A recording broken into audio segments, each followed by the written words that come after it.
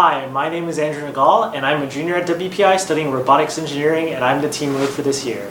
And I'm Jess. I'm a sophomore robotics engineering major here at WPI, and I've been doing strategy for the day.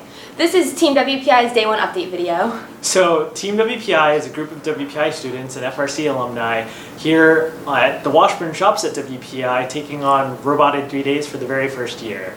This year, we actually had the opportunity to go to first official kickoff at Southern New Hampshire University and to take our own videos of how the field works. You can check those videos out at the WPI Robotics Club YouTube page or in the link below.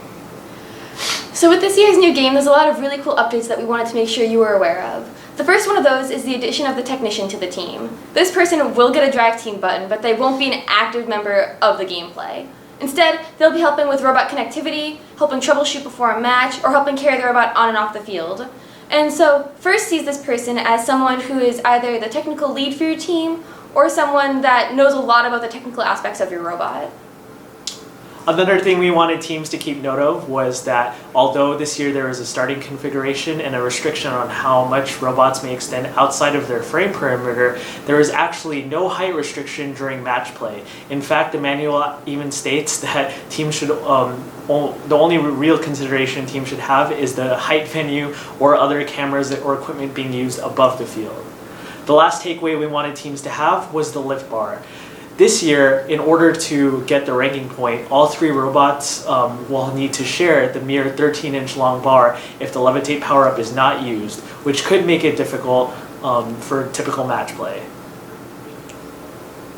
In terms of match strategy, we wanted to make sure that teams understood the difference between the different scoring areas. Although there are 3 scoring areas, teams may only score points from 2 of them: the scale at the center of the field and their own alliance switch. When you own your own switch, you can accumulate normal point values, but when you own your alliance's switch, you actually only prevent them from accumulating their own points. The difference with this scale at the center of the field is this scale gives both teams the opportunity to accumulate points, depending on who owns it at the time. Moving on to the autonomous period, when we looked at the game, we thought that there would need to be a minimum plan in place to make sure that a team could be successful. What we saw that as was a team that would be able to cross over the auto line and then be able to score 1 cube in the switch. We thought that scoring in the switch would be a better idea overall, since if you score in the switch, it guarantees that you will have it in your possession for some time, since it will take a lot of time for the autonomous period to end and the other team to come over and regain possession of that switch. But if you're looking for a more advanced option for that, what we're going to try to do is have a 2-cube auto. Keep in mind that you can only have 1 cube in your robot at a time, but what we're thinking you could do is either score 1 in the switch and then score 1 in the scale, or score 2 of them in the scale. By putting 2 of them in the scale, you're more likely to have ownership of that scale by the end of autonomous, instead of just putting 1 in there. But by putting 1 on the switch, again, you will have ownership of it for at least some time.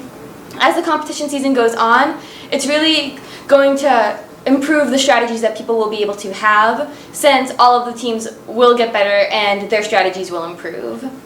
When looking at this game, there are a couple big concerns that we wanted to make sure you were clear on. One of the big ones we saw was that teams cannot cross through the null zone, which is the area in between the ends of the scale and the alliance walls. And we wanted to make sure that you were clear that you could not cross into that without getting a penalty if you were trying to score into the scale. The other point was that human players are not allowed to interact with any of the power cubes during autonomous, which means they cannot score cubes into the vault, they cannot touch any cubes that come in, and they cannot deliver cubes to robots. So if robots are trying to score on the field, they need to be using the 16 provided cubes on the field. In terms of the teleoperated period, we actually thought that this portion would be a lot interesting compared to the past couple of years' games because of the high potential for variability in gameplay. So it is important for teams to hold strategy in a very high regard this year. We also wanted teams to know that the difference between power-ups and to figure out how it can benefit their team based off of what their robot is capable of. For more details on our thoughts on power-ups and potential strategies, please check out the descriptions on this YouTube video and check out our WPI Robotics Club YouTube channel. We also thought it was better to do a few things really well this year compared to spreading yourself really thin, as there's so many different things to do in this game.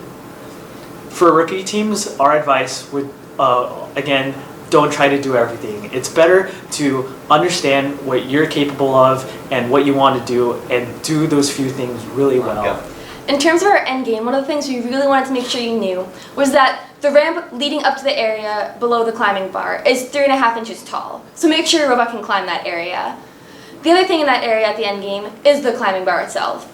One of the things we've been debating a lot is how do we fit 3 robots onto a climbing bar that's only 13 inches? And so it presents a really unique challenge this year to fit 3 robots onto that, especially if you're not using the levitate power-up. If you want to use that, it's a really good idea and it makes it a lot easier to scale, but that's definitely a decision for you and your alliance. In terms of our team's current progress, we've been building a lot of different field elements, such as the hanging bar itself, in order to test different methods of how teams can hang on that bar and fit other robots, or leave room for other robots. We've also been prototyping different intakes, and we've been working on a design for a timing mechanism, and finally we've been working on our drivetrain, which we will go over in more detail in other videos you will see. Be sure to check out the WPI Robotics Club YouTube page and Facebook page for more updates. See you all tomorrow!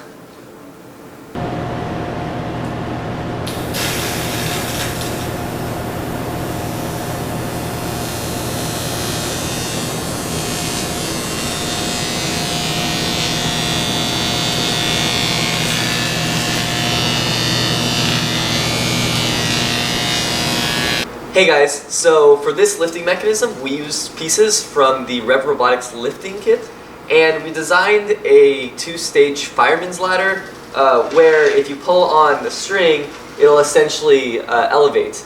And we decided to use a 2-stage ladder because these are 4 feet tall, and a 2-stage would put you at about 7.5 feet, and that would be perfect to put up game pieces or to climb.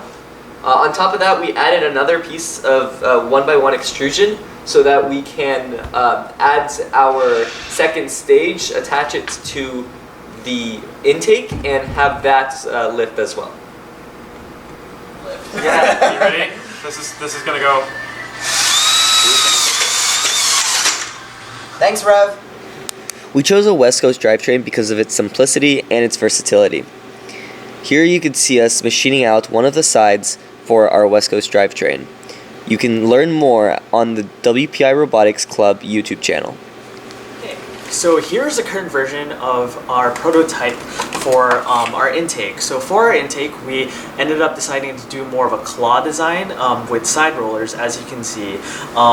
We wanted to create this so the side rollers were able to move in and out to account for the different angles and orientations that the power cube may be in.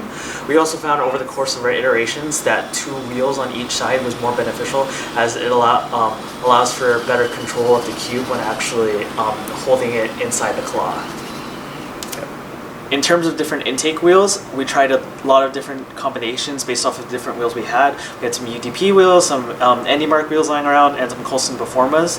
The current configuration on this intake isn't what we ended up liking the most, which were actually the Colson Performas. We thought that they had a surprising amount of grip. Make sure to follow our social media and our build blog to stay tuned to any updates.